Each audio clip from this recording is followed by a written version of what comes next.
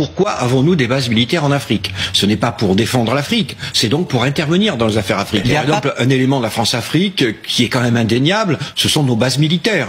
Nos amis britanniques ont un empire colonial 2 ou 3 fois plus important que le nôtre en Afrique, n'ont pas de bases militaires.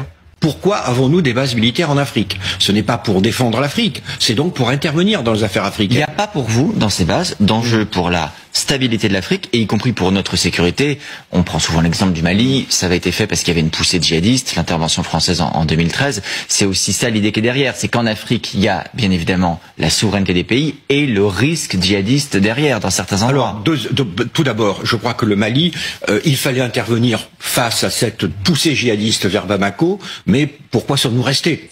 Parce que vous savez, une armée qui libère, au bout de 6 mois, 2 ans, elle devient une armée d'occupation. Deuxième élément, et là je vais être choqué des spectateurs, mais si le Mali devient une république islamique, et en quoi